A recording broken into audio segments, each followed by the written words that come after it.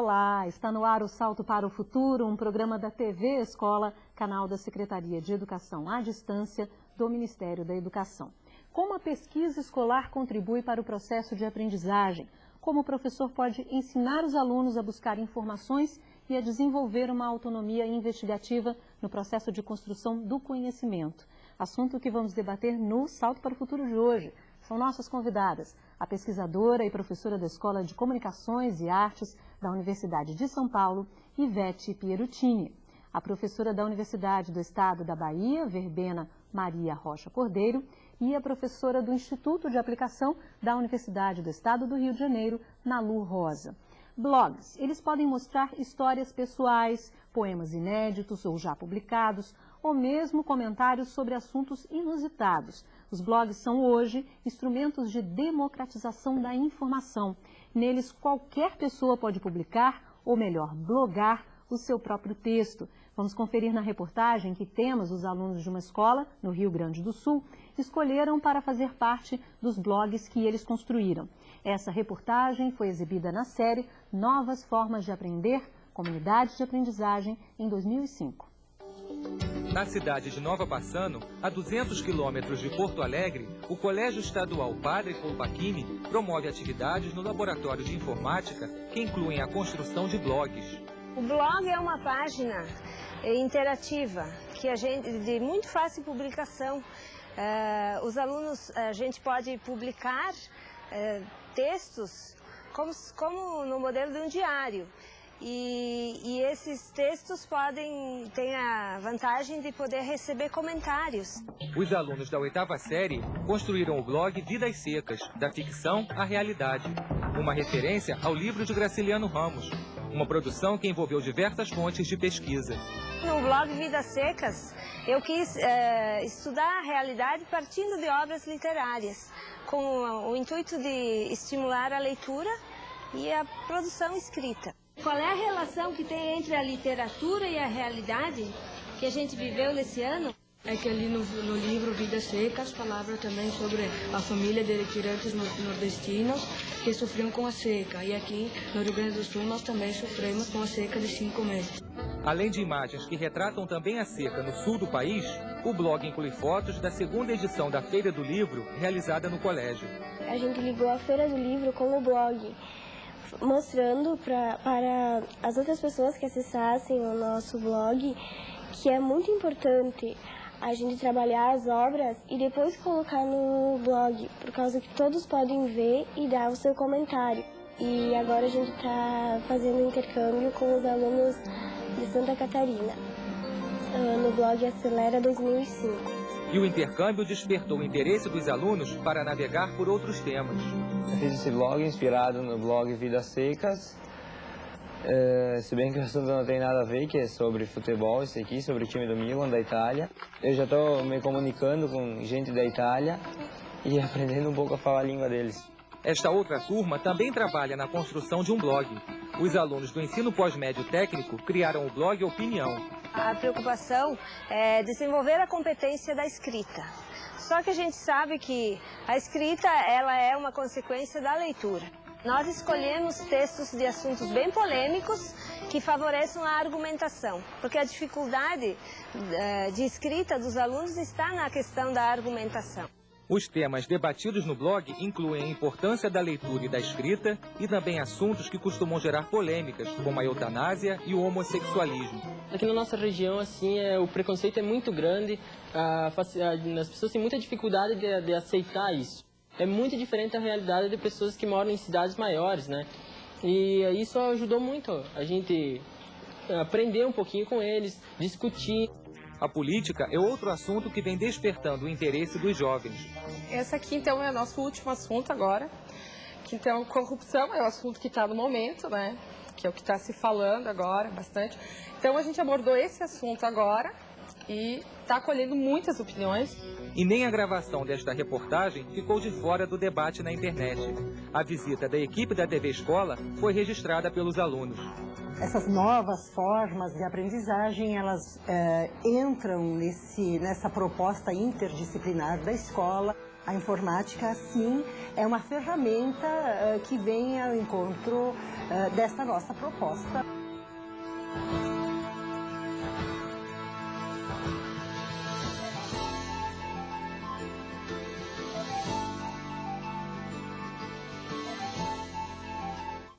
Bom, quero agradecer primeiro a presença de vocês no Salto para o Futuro de hoje. Começar pela Ivete, que é a autora do texto, que consta do boletim que os professores receberam. E aí, vendo esse material dos blogs, a gente pensa na questão da pesquisa, né? Para fazer um trabalho como esse, tem pesquisa, tem todo um processo anterior até a publicação. O que mudou hoje? O que essa mudança, enfim, você chama no seu texto desse dilúvio informacional, né? De informações. O que isso exige do professor para trabalhar com pesquisa na escola? Bom, primeiramente, boa noite a todos aqui participantes, né, aos nossos espectadores, participantes de longe. Hoje, eu acho que não podemos mais pensar na pesquisa meramente como um processo de complementação de informações fornecidas pelo professor em sala de aula. Quer dizer, a quantidade de informação, a complexidade, não é, dessa produção, tal como foi, inclusive, conversado e discutido nos programas anteriores, eu acho que deixou bastante clara essa mudança hoje, não é? E a pesquisa, nesse sentido, passa a ser uma categoria, né, um processo essencial à construção do conhecimento, né, pelas crianças e pelos jovens. Uma vez que é fundamental o desenvolvimento de uma autonomia face a esse universo, não é, esse dilúvio informacional que nos acomete. Então, é fundamental que a pesquisa seja, ao mesmo tempo, compreendida não somente como um processo de relação com, enfim, com as informações, mas que ela também possibilite ao aluno, à pessoa, enfim, seja ele em que idade estiver, não é? Que ele consiga acessar e se apropriar do que nós chamamos de dispositivos nos quais as informações específicas são veiculadas. Hoje, a informação é um conteúdo que precisa ser ensinado. Quer dizer, não apenas os conteúdos, tais como os conteúdos de geografia, de história, de química, não é? Mas a informação enquanto tal. O menino precisa aprender a lidar com os livros, com os softwares, com as informações veiculadas em revistas, em jornais, não é? Com as fontes, internet, como vimos com a internet, exatamente, sobretudo, não é? Que hoje as tecnologias de informação são uma realidade muito boa, não é? Porém, é necessário que se saiba lidar com ela e que os resultados venham a favor deste projeto de construção de conhecimento pelas novas gerações, né? Me parece que essa é a questão fundamental. Nossa segunda convidada é Verbena Rocha. Verbena, a partir disso que ouvimos já da professora Ivete, do que vimos no vídeo sobre os blogs, o que o professor precisa considerar por parte dos alunos, desses alunos que chegam, para poder desenvolver esse trabalho de pesquisa dentro dessa nova perspectiva? Também boa noite a todos que nos assistem e mais uma vez obrigada por estar participando desse programa, é a terceira vez que aqui estou. E eu gostaria de pontuar uma questão que para mim é essencial. Eu acho que o que Ivete fala, né, tem como categoria, assim, primeira, um carro-chefe, é a capacidade de pensar, de interrogar-se e interrogar. E eu acho que a escola esquece que a criança é, por vocação, pesquisador. Ele tem uma curiosidade nata. Então, eu tenho um filho de uma amiga minha que ele vendo um belo pôr do sol na Bahia e ele pergunta para ela assim, por que o sol está queimando o céu? Um outro diz assim, por que o sabonete é colorido e a espuma é branca? Então, é uma pergunta que angustia a criança, mas angustia também o adulto. Porque o adulto fica sem saber responder, né, aquela pergunta e aí dá uma resposta provisória e não estimula aquela criança a ir em busca de uma resposta, né, mais elaborada dentro dos limites da idade dele. Então, Pedro Demo ele já dizia assim, que a criança é por vocação um pesquisador. Eu acho que a escola, ela obtura essa capacidade, né, quando ela já vem com um texto com perguntas prontas, perguntas únicas, que não dá a oportunidade da criança, vamos dizer assim, preencher aqueles vazios, que são os vazios textuais próprios de um texto, por exemplo, literário, polissêmico, e tem assim, complete, pontinhos, preenche as lacunas, pontinhos, mas não são as lacunas e os vazios e os silêncios produtivos inerentes à produção de sentido de um texto. Então, há um descompasso e um mal-estar, eu diria assim, de uma categoria que é a curiosidade, que é tão natural na criança, e a escola, né, vem e obtura. Quer dizer, as questões se abrem a outras questões, são fendas que não podem ser obturadas. Muitas vezes ela não está... Somos seres desdobráveis sempre. E as perguntas também se desdobram infinitamente em perguntas. Muitas vezes, o que você diz, a escola não está preparada para ouvir esse tipo de indagação. Ela não espera nem isso da criança, ela espera uma outra pergunta que se encaixe dentro daquele modelo. Sim, porque são perguntas que estão, vamos dizer assim, circunscritas a um programa, a um currículo, né, a um livro didático. Tudo que sai fora desse script assusta o professor, e aí ele barra, e ele obtura essa capacidade, essa coisa tão fascinante que é a curiosidade infantil. Essa criatividade de pensar as questões também, né? Exato. Nalu Rosa, nossa terceira convidada, muito obrigada pela sua presença. Nalu, a gente vê, óbvio, a gente sabe, ao longo de várias séries aqui no Salto para o Futuro, já discutimos essa questão da importância de um trabalho de pesquisa ter registro e ter produto final. Ontem falávamos no programa de ontem sobre o projeto, da importância desse projeto ter ali uma culminância, ter ali um desenvolvimento de um produto final. Queria que você tocasse nessas questões relacionadas à pesquisa, intimamente relacionadas ao processo de pesquisa. Né? Olá a todos. Eu acho que nesse processo é fundamental que a gente pense em todas as etapas que envolvem esse trabalho pedagógico, né? Porque a gente viu ali um blog, mas a gente vê que por trás da atitude daqueles alunos deve ter um professor que está orientando e que está ajudando nesse processo, né? Então, acho que uma coisa fundamental é que a gente pense que ninguém escreve sem ter um motivo, né? Você pesquisar com que razão, com que objetivo, qual é a questão que você tem. Então, isso é fundamental. E pesquisar para quê? Né? O que eu faço com essas informações? Eu pesquiso para dar para o professor ler e ele me atribuir uma nota? É esse o objetivo? Né? O meu objetivo é maior, é pesquisar para descobrir, para atender uma curiosidade, como foi falado aqui. Né? Quando a gente tem boas questões, boas situações a resolver, né? E consegue estimular, né, a curiosidade do aluno, né, e trazer, né, para dentro do trabalho essa curiosidade que é nata nele, a gente consegue pensar em etapas em que as crianças se envolvem bastante. Né? A gente viu isso no exemplo do VT, né, e a gente tem inúmeros exemplos nesse sentido. Né? Eu mesma desenvolvi um projeto com crianças de primeira série, né, a partir de uma notícia que uma criança levou que havia uma matança de baleias. E a partir daí as crianças, mas por que não pode acontecer? Coitadinha da baleia. E aí eles decidiram fazer uma campanha em defesa das baleias. Só que nós pensamos o quê? Para defender baleia, você vai dizer o quê? Você tem que ter o quê? Tem que divulgar. Para divulgar a gente tem que ter um material. Para ter um material, o material tem que ter informação. Para ter informação, a gente precisa buscar as informações. Então, que informações a gente quer buscar? Né? Onde? Né? Com que função? Então, está estabelecendo essas metas, né? Esse processo, esses procedimentos, né? Estabelecendo um roteiro de pesquisa. Coletivamente, numa turma de alunos, eu acho que é o primeiro passo para você ter bons resultados.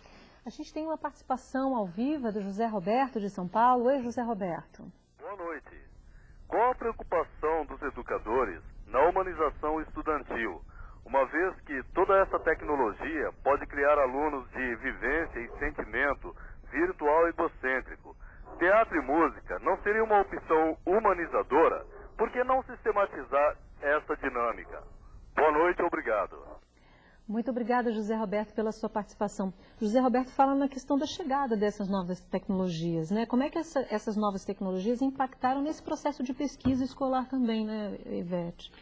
Olha, as tecnologias de informação são uma realidade, né? Quer dizer, e a produção do conhecimento está diretamente ligadas a ela. Eu acho que fechar os olhos para essa questão, na verdade, é dificultar, é inibir e até um prejuízo, efetivamente, para a construção, né, do conhecimento e do sujeito que conhece, né, do desejo de conhecer, que é fundamental.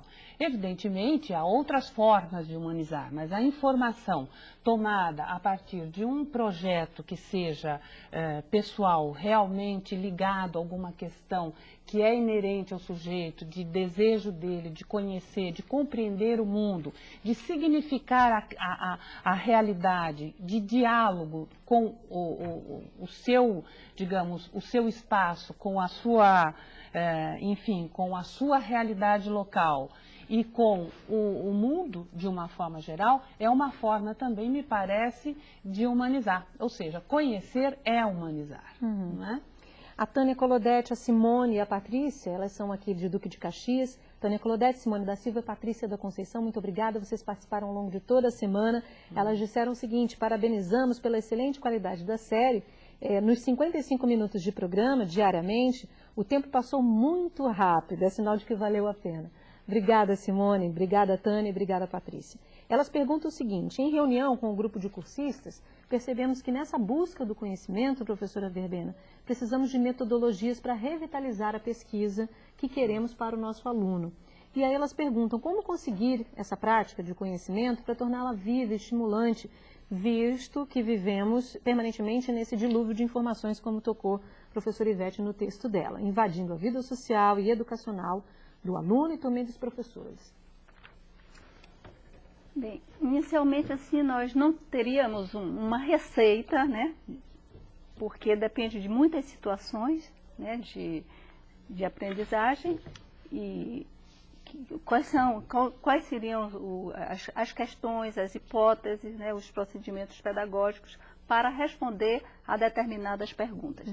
Na literatura, por exemplo, nós podemos perguntar, a partir dos textos literários, por questões existenciais, tipo quem somos, que queremos, que vamos, para onde vamos, o que não somos, o que não queremos. E eu acho que tem um caminho que é muito interessante, que se chama, que é uma pesquisa que está muito, agora, não diria em moda, né, mas é uma tendência que está no Brasil, veio da França, passou por Portugal, agora está no Brasil, que são as histórias de leitura.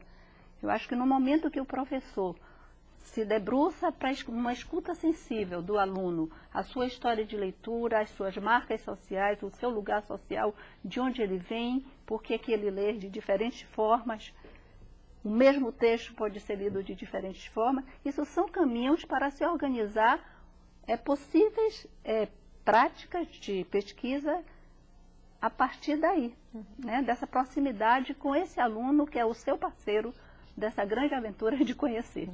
No próximo vídeo que vamos apresentar, você verá que dentro de cada homem um pouco de ação está. É assim, lembrando o cordel, as façanhas de João Mole, de um dos mais famosos cordelistas brasileiros, Antônio Gonçalves da Silva, o Patativa do Assaré, que vamos conhecer o projeto de uma escola no Recife. O vídeo foi exibido originalmente em 2003 na série Pedagogia de Projetos e Integração de Mídias. Minha gente, agora vamos começar a lhe contar como cada aluno da salinha do barulho que nós vamos apresentar. Essa salinha do barulho, na verdade, é a turma da terceira série da escola Monsenhor Francisco Sales, em Recife. A professora está lendo O Homem que Casou com uma Jumenta, uma obra da literatura de cordel pernambucana. Jesus, Pai poderoso, minha poesia aumenta, enquanto eu escrevo um caos que todo mundo comenta, um homem deixou a mulher para casar com a jumenta. Alguns alunos, eles têm um conhecimento do cordel, outros não. Então eu achei importante assim, buscar, resgatar um pouco dessa coisa da nossa cultura, né, pernambucana especialmente. Cordel é um livro que tem muitas rimas, usado nas feiras, amarram ele num cordão e botam um pegador. É um livro muito interessante, mas conta muitas mentiras. Em seguida, os alunos passam para a prosa o que eles escutaram em versos. E a recriação do texto em diferentes linguagens continua. Depois, nós fomos ver uma outra forma deles colocarem esse texto, trabalhar esse texto em forma de quadrinhos. Então, eles foram contar, então já foi um outro tipo de linguagem que eles utilizaram, né? Que tinha que resumir a história de forma que se compreendesse do começo ao fim. A história também ganha uma versão encenada. O homem, sua mulher, a jumenta e outros personagens divertem os alunos da escola. Vivia um lugar distante e um casal muito bonito até que tudo aconteceu. Ele viu uma jumenta, aí ficou apaixonado, aí comprou ela, aí levou ela para uma estribaria e quando chegou lá, a mulher dele ficou desconfiada porque ele não parava em casa. A professora utiliza o cinema como parte do projeto.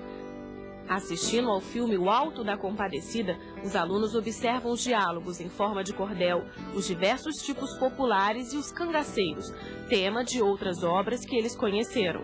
Dei muitas risadas com ele, vamos dizer assim. No final, os alunos escrevem seus cordéis e fazem desenhos para ilustrar a história. A reunião das estrofes de cada aluno forma o cordel A Turma do Barulho, uma referência aos próprios alunos. A professora fez um sorteio e escreveu os nomes dos meus colegas no papel e botou na sacola. Ela mexeu, mandou a gente tirar o papel para ver quem saía, para a gente poder fazer o verso. A proposta inicial, que eu queria fazer um cordel por aluno, né? Aí eu senti a dificuldade deles nessa questão da rima, com coerência, com coesão, porque rimar é fácil, mas você rimar com coesão e com coerência é complicado. Então foi aí que eu redirecionei meu trabalho e disse, não, bem, o cordel vai sair, agora vai ter que ser de uma outra forma. Então foi que surgiu a ideia, digo, não, minha gente, então vamos fazer o seguinte, cada coleguinha vai fazer uma estrofe com algo peculiar para seu colega, alguma coisa engraçada dele, alguma coisa que chame a atenção da sua personalidade, e a gente vai montar o nosso livrinho. Karina é uma menina muito danadinha. Ela chega na escola e fica sapequinha. Ninguém a vê, porque é muito miudinha. Ela vai para o recreio e brinca de elástico. Pula, salta, pinota, seu corpo parece um plástico.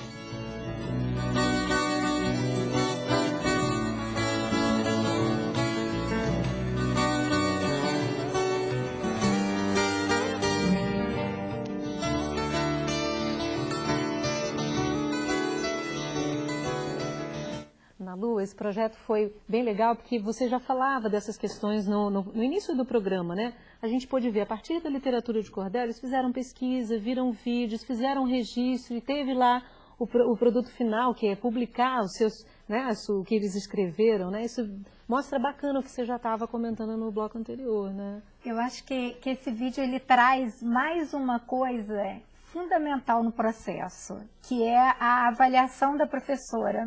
Esse comentário dela, não, então eu fui ver e para fazer o texto com rima, eu preciso de coerência, de coesão, então eu reavaliei e pensei deles fazerem um cordel sobre, né, os colegas.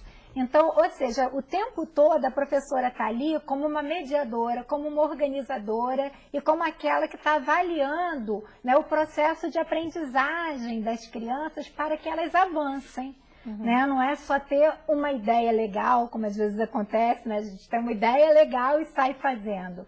Né? A gente está dentro de um processo que ele é um processo, né, que precisa ser planejado, precisa ser reavaliado o tempo todo. Eu acho que isso foi muito interessante, né, que essa professora ela mostra isso. Né, e às vezes acontece muito essa oposição de por que não é mais um ensino, né, de transmissão, só de, né, informativo, às vezes se constitui uma ideia de que é espontaneísta. Né, e não é espontaneísta, a gente percebe ali que tem todo um planejamento, toda uma direção, né, que está considerando, né, a motivação, a curiosidade, né, e também o processo cada vez maior de apropriação da língua escrita nas suas diferentes modalidades pelo aluno. É legal que você vê o que você diz, tem uma intenção, e para ter essa intenção ela partiu de algum ponto. A gente vê o ponto de partida e onde ela queria chegar, né, no projeto. Processo. É verdade. A Ciseni Narciso, de Anápolis, em Goiás, muito obrigada, Ciseni, também participou a semana inteira, valeu. Ela diz, diante de tantas informações sobre a importância da leitura, da pesquisa escolar, o Brasil ainda não se tornou um país de leitores. A biblioteca ainda não é um local frequentado por nós, brasileiros, e a pesquisa escolar ainda continua em forma de cópia e não de investigação e construção. Ela pede que vocês comentem e apontem também caminhos para que os professores possam contribuir para mudar essa realidade, professora Ivete. Bom, a nossa Ciseni, ela tem uma visão crítica e clara, né, de uma situação, mas uma situação que precisa ser superada. Né? Eu acho que a primeira questão é colocar esse problema para que a gente possa perceber o quanto ele afeta esse processo educacional no país como um todo. Quer dizer, reconhecer a necessidade e as carências já significa, de alguma maneira, um grande salto. De outro lado, me parece também que hoje, quando nós falamos das dificuldades enfim, da falta de bibliotecas, não é? Nós temos que pensar que há outros recursos, muitas vezes, disponíveis e que não são colocados a serviço desse projeto de conhecimento. Então, um professor, uma escola, atentos a essa questão, tem necessariamente que desenvolver um projeto educativo que inclua outros recursos, não é, a favor da educação desses meninos, uma vez que a sala de aula exclusivamente, as informações que o professor traga, o livro didático, nós sabemos que são excelentes, mas não são suficientes. De outro lado, nós temos que pensar a ressignificação desses espaços já existentes. Se a gente pensar numa biblioteca hoje que apenas disponibilize material, não é? Mas que não tenha um projeto educativo para ensinar esses meninos a usarem os recursos, não é? A saberem selecionar as informações, a trabalhar com esses materiais, também estarão aquém da necessidade efetiva, não é? Da apropriação de informação tão fundamental na educação de hoje. Ok, a gente tem agora a participação da Maria José do Maranhão. Olá, Maria José. Olá. Sabemos que a maioria das escolas tem recursos didáticos favoráveis para a construção do conhecimento através de pesquisas. O que falta para que a escola leve os alunos a conhecer os diferentes tipos de linguagens de forma prazerosa e criativa? Boa noite, obrigada. Muito obrigada, Maria José, pela sua participação ao longo dessa semana inteira. Valeu mesmo. Professora Verbena, a senhora está à frente de um trabalho, de um programa de estudo e linguagem, né, na Universidade lá da Bahia. Como é que a senhora vê essa questão? O que falta? A Maria José pergunta o que falta para que isso de fato seja trazido, levado, pensado na escola de uma forma mais consistente. Então, inicialmente eu acho que primeiro é a ruptura, né, com esses espaços autoritários, onde a autonomia do professor anda bastante abalada, né? E a partir daí, então, estimular ambientes e cenários e espaços de questionamentos e onde caiba muitos gêneros textuais, muitas linguagens, muitas possibilidades. Então, há gosto para tudo, né? Então, há quem goste da linguagem do cinema, da revista em quadrinho, do romance, da poesia. Então, eu trabalho na universidade e se eu não ofereço esse repertório para os meus alunos, né, de uma possibilidade de gêneros textuais, e via impresso, via web, né, não importa os suportes, para que eles transitem e o gosto, a partir daí, vai se definindo a partir da singularidade da história de vida, de leitura de cada um. Então, não é algo que o gosto não é algo que se de repente ele cai, né, e o professor disse, vamos formar o gosto do leitor.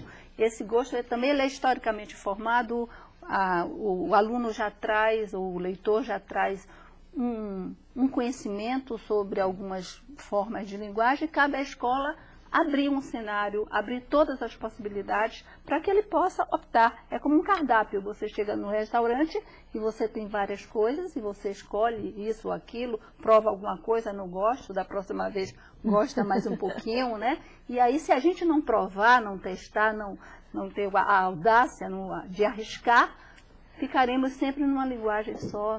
Agora, você falava no bloco anterior da importância do professor talvez repensar a sua história de vida, a sua formação, como é que foi o seu processo de formação. Tivemos aqui, eu comentei ontem, cito hoje novamente, a série Histórias de Vida e Formação de Professores, em que você esteve nessa série, né? E vocês falavam da importância desse registro também, para que o professor talvez se torne, talvez não, efetivamente se torne um professor pesquisador, ele investigar talvez a sua própria formação, né? Quem sabe, né? Como é que isso impacta nesse processo de depois trabalhar a pesquisa escolar, trabalhar a sua formação como leitor e depois pensar a formação do aluno? E o que isso muda no pensar do professor? Sim. Então, em geral, né, disse assim, para se formar leitor, é preciso que o professor seja também um leitor. Então, nessa mesma perspectiva, né, um pesquisador, é preciso também que o professor seja um pesquisador, ele tenha experimentado, ele tenha vivido essa situação. Né? Então, o processo de aproximação com o universo literário, com a leitura, é muito complexo, ele tem muitas entradas. Mas eu penso que a entrada, assim, primeira e mais importante, que pode aproximar numa parceria mais articulada, são as histórias de vida. De um lado, a história de vida do aluno, do outro, da história de vida do professor. Quer dizer, se o professor tem uma escuta sensível para a história de vida, das histórias de leitura daquele aluno, ele termina por refletir sobre a sua própria história. Tá certo. E isso, então, termina dando uma cumplicidade, uma outra forma de se relacionar. Ele olhar para desse processo que ele está promovendo para esse aluno, né? A Marília Sodré, do Rio de Janeiro, quer saber, Nalu, o que deve considerar a escolha das temáticas de pesquisas dentro desse excesso de informações disponíveis aos alunos hoje? Eu acho que tem dois caminhos. Eu costumo usar dois caminhos, né?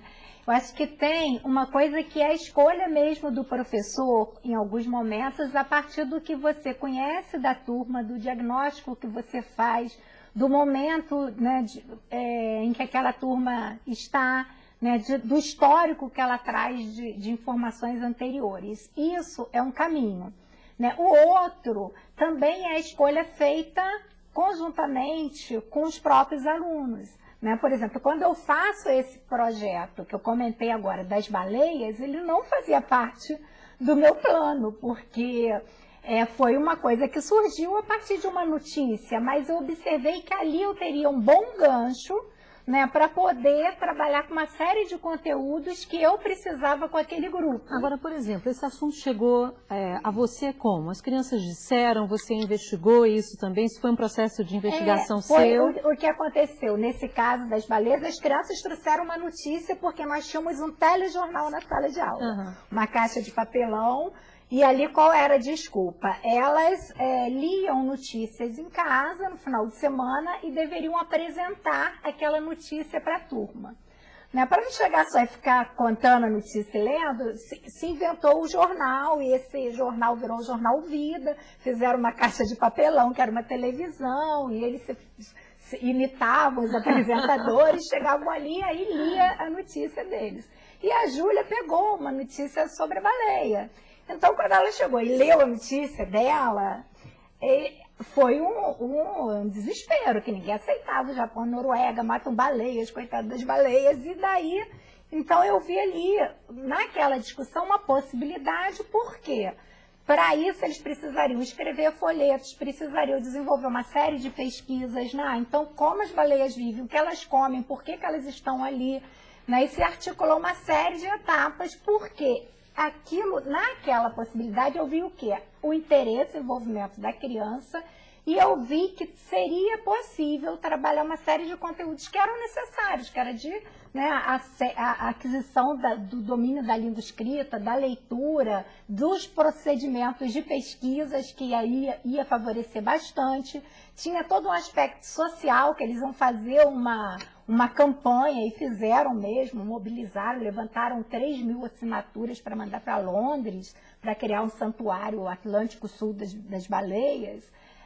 Então, ali eu observei isso. Por que eu estou dizendo isso? Porque toda hora na sala de aula surgem muitas coisas interessantes. Então, não pode ficar totalmente guiado pelo que é interessante, porque são 10, 20 coisas interessantes que aparecem numa aula. Então, é necessário essa conciliação, né, do professor estar com esse olhar, né, mais avançado, de estar selecionando em tudo que surge de interessante aquilo que pode dar, né, uma facilidade no processo de aprendizagem. Um dos primeiros intelectuais a apontar os riscos da globalização, enquanto fator que pode interferir na produção original de conhecimento, foi o geógrafo Milton Santos. Suas teorias servem de referência para inúmeros estudiosos do processo de globalização e seus efeitos em nossa cultura.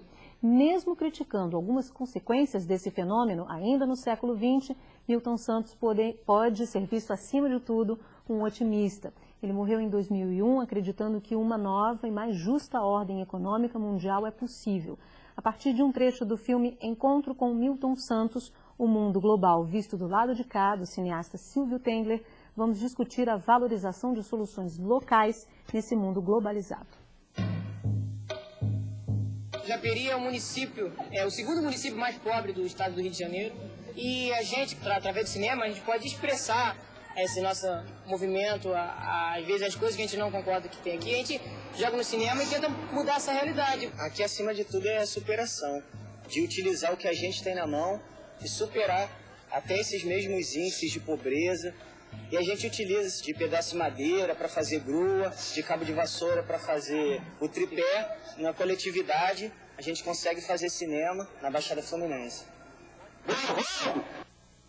A gente partiu de uma necessidade de um resgate da memória e do folclore daqui do município de Japeri. E utilizando numa ficção, que é o marido chegando em casa bêbado e dando satisfação para sua esposa porque chegou bêbado. E a satisfação que ele dá é a partir do folclore de Japeri. Há a possibilidade cada vez mais frequente de uma revanche da cultura popular sobre a cultura de massa, quando, por exemplo, ela se difunde mediante o uso de instrumentos que, na origem, são próprios da cultura de massas. Eu sou lobificha! Sai! Em pleno século XXI, mas eu acredito em lobisomem! Sai pra lá! Nesse caso, a cultura popular exerce sua qualidade de discurso dos de baixo, pondo em relevo o cotidiano dos pobres, das minorias, dos excluídos, por meio da exaltação da vida de todos os dias. A partir do audiovisual, várias pessoas vão ser influenciadas pelo produto que eles estão tendo. Então é uma oportunidade para que eles possam se expressar até para o povo inteiro de Japeri, para mostrar o que eles querem falar e ainda não tiveram oportunidade. Que a partir deles a gente acredita que, ou seja no teatro, na música, no cinema, na literatura, vão estimular novas vidas e novos sonhos a partir de filmes, do audiovisual. Ivete, a gente viu aí esse exemplo de valorização de cultura local, desses saberes locais. Se a gente for fazer uma relação com a escola, o que se precisa pensar dessa valorização dos saberes que estão envolvidos na escola, nesse processo, e dos atores, né? Como é que a gente avalia isso se a gente for comparar com esse projeto, por exemplo? Ali é um projeto, né? Sem dúvida.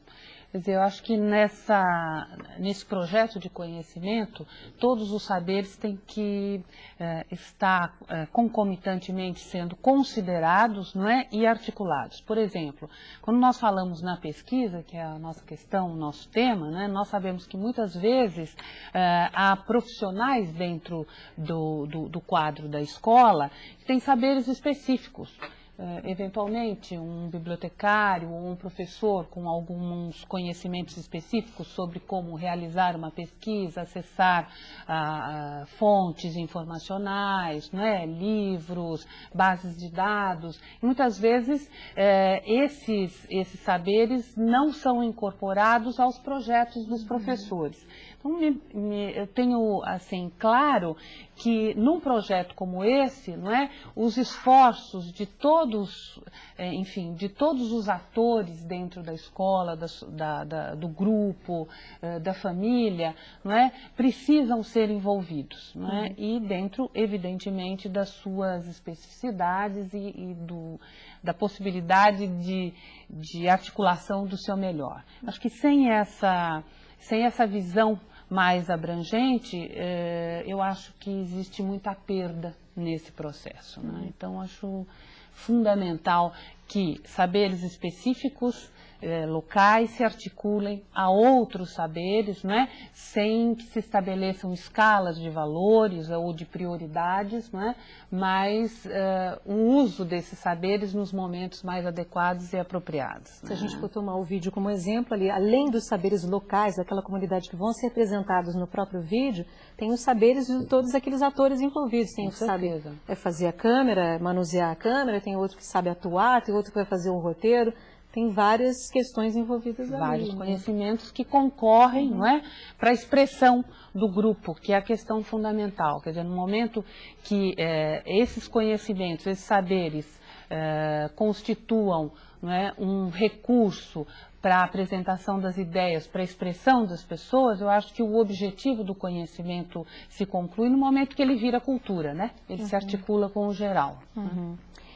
Como a escola e os professores podem incentivar a autonomia nos alunos nos processos de pesquisa? Helena Meirelles, do Rio Grande do Norte, pergunta, Verbena, a questão da autonomia, como isso pode ser discutido dentro desse processo de pesquisa? Bem, a autonomia, né, como uma categoria também imprescindível, né, essa atitude investigativa, ela é construída também coletivamente. Eu acho que eu pego um pouco o que Ivete estava falando, esses diferentes atores, eles nos seus diferentes lugares de conhecimento, eles têm que ter uma certa autonomia para que eles possam dialogar, porque senão terá sempre um querendo, com um suposto saber, querendo saber mais que o outro, e na verdade a autonomia num espaço de competitividade, né, no caso do aluno sempre o professor teria um suposto saber, do qual ele estaria submetido, o bibliotecário saberia, né, vamos dizer, um fragmento de um conhecimento. Então, isso vai se espedaçando, né, vamos dizer assim, em territórios, né, eu sou dona desse território, você é desse, daqui. Eu acho que essa autonomia, ela tem que ser somada, né? Quer dizer, as diferentes áreas de conhecimento que cada ator detém, ela tem que ser partilhada, compartilhada, somada, para que se construa um conhecimento, porque na verdade é um artifício essa fragmentação, né? Na sociedade a gente fragmenta uma totalidade, mas é uma fragmentação artificial que nos torna quase esquizofrênicos, né? Porque você não pode estar compreendendo um todo, olhando só uma nesga. Então, se o professor, se o aluno, se esses outros mediadores, né, não se integram para compreender esse objeto de estudo como algo que tem muitos caminhos, muitas respostas, muitas possibilidades de entrada, né, para compreendê-lo na sua totalidade, essa autonomia nunca vai chegar, porque fica difícil, né?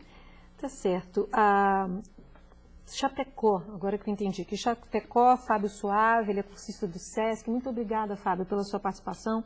Ele pergunta na Lu, quando se fala que as distinções entre o certo e o errado, o verdadeiro e o falso são, doravante, estabelecidos pelo fluxo cotidiano de interações e que tais conceitos não são mais herdados por transmissão de valores e passados de geração para geração, não se corre o risco de se perder a constituição histórica do sujeito?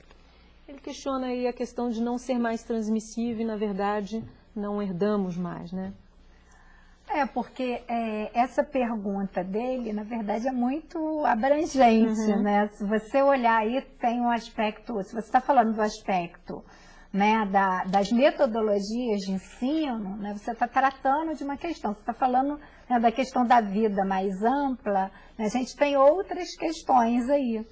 Né? Então, na verdade, o que ocorre? O conhecimento ele vai avançando.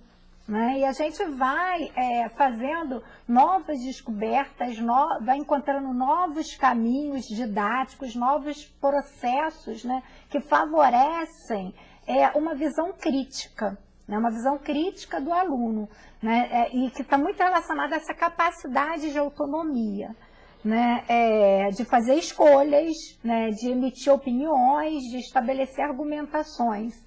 Né? Se também ele está se tratando mais no campo, né, filosófico de vida, né, aí a gente tem uma questão séria hoje, né, que é a gente até que ponto, né, se respeita os processos internos das famílias, né, dentro desse mundo global, né? Como é que se dá essas relações do que é permissível ou não, do que é certo, do que é errado. Né? Então, a gente tem que ter clareza, né, e diferenciar essas coisas para não A gente errar, não deixou de herdar coisas das nossas gerações. A gente hoje, eu acho que a gente faz complementações, né? Elas se conversam, elas dialogam. Nada é completamente novo, né? Você tem um processo que ele é um processo evolutivo, né? Bem, nós precisamos encerrar essa edição, a última do Salto para o Futuro dessa série, mas antes vamos ouvir as considerações finais de vocês. Gostaria de começar pela Verbena. O que você quer destacar, Verbena, desse encontro que tivemos hoje? Dá vontade de ficar mais um pouquinho, né, para conversar mais. Mas eu acho que eu vou trazer uma palavra de esperança, né? Maurice Barré, que é um poeta, ele diz que a vida é insuportável para que não tem sempre à mão o entusiasmo. Eu acho que nós, professores, vocês que nos ouvem aí, nossos alunos, a comunidade que eu trabalho, eu sempre tenho esse entusiasmo e eu acho que sem isso a gente não segue adiante.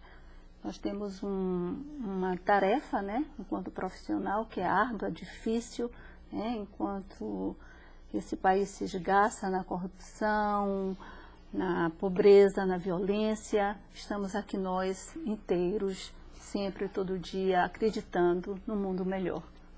Obrigada, professora Verbena. Na Luz, suas considerações finais. Uma vez eu ouvi a Emília Ferreira falar, né, de que a gente deve estar alfabetizado para a vida cidadã, né, que isso seria o grande motivo. Isso não seria só no mundo dos livros, mas também no mundo das novas tecnologias. E eu acho que isso também vale para o processo de pesquisa, né? Da gente estar pesquisando para estar construindo, né, essa vida cidadã. Né? A gente ter claro de que os processos, né, educativos, eles devem ter uma intenção, né, e que se deve se pensar para onde que a gente quer ir. Enquanto sociedade, enquanto educadores, para onde a gente quer caminhar. Acho que essa é a grande questão que vai para além dos procedimentos, né, que a gente possa desenvolver. Não adianta achar que a gente não vai ter esse dilúvio informacional, né? A gente já vive com ele, é inevitável, né?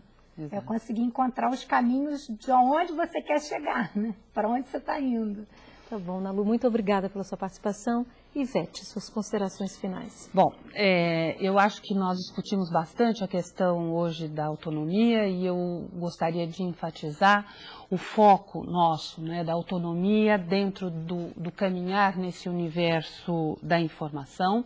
Não é? E a importância, destacar a importância, não é, do desenvolvimento e da preocupação com aprendizagens específicas, porque a informação é uma categoria complexa, não é simples, não é fácil, não é? E deve ser assumido por toda a área da educação e da informação como uma questão nova que precisa ser enfrentada com outras armas, com outros recursos que até hoje talvez não tenham sido suficientemente suficientemente considerados. Então, acho que a gente poder trazer essa discussão, não é? Chamar atenção para esse problema, ainda que, do ponto de vista de país, nós não tenhamos todas as soluções, me parece que já é um salto para o futuro, não é? Dentro dessa questão fundamental que é a aventura de conhecer. Não é simples, é complexo, mas efetivamente me parece que deve ser encarado por todos os educadores, sejam eles os da escola, os que estão na área da informação, enfim, por toda a comunidade, porque é condição fundamental, não é, para que esses alunos possam realizar o grande desejo de conhecimento, que me parece deve ser o grande objetivo da educação. Agora, Ivete, a gente sentiu e sente pelas perguntas dos professores um certo receio com esse dilúvio informacional. Mas é isso que já falamos aqui, de alguma forma. Inevitável. É inevitável, né? É preciso conviver com ele. Sem dúvida. Conviver, mas não conviver de maneira submissa, pacífica, até triste e angustiada, mas buscando, não é, dentro de todos, são projetos de pesquisa, iniciativas particulares, enfim, de um conjunto de conhecimentos, de saberes e de propostas, caminhos que considerem essa dificuldade, não é, do lidar com a informação, dessa informação que hoje não está simplesmente digamos, veiculada em sala de aula como o único recurso e fonte para esta aventura de conhecer. Ela está em outros suportes, em outros dispositivos, e eles precisam ser incluídos como condição da educação.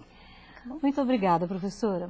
Bem, agora é hora de fazer um lembrete. Vem aí a 5ª semana de poesia da TV Escola. E nós queremos ver o Brasil inteiro dizendo poesias aqui na TV. Para participar, mande seus vídeos para o endereço que está aparecendo aí na sua tela, Rua da Relação, número 18, 4º andar, Centro, Rio de Janeiro, CEP 2231-110. Mas atenção, é fundamental que os nomes do autor, da poesia e de quem aparece no vídeo também sejam enviados, assim como o nome da sua escola. Não perca tempo, a Semana de Poesia começa no dia 20 de outubro. Termina aqui o Salto para o Futuro de hoje, o último da série A Aventura de Conhecer. Participaram do programa Ivete Pierutini, pesquisadora e professora da Escola de Comunicações e Artes da Universidade de São Paulo. Verbena Maria Rocha Cordeiro, professora da Universidade do Estado da Bahia. E Narlu Rosa, professora do Instituto de Aplicação da Universidade do Estado do Rio de Janeiro. Obrigada pela presença de vocês e a todos que nos ajudaram a fazer o Salto para o Futuro de hoje. A gente se vê na próxima série. Tchau!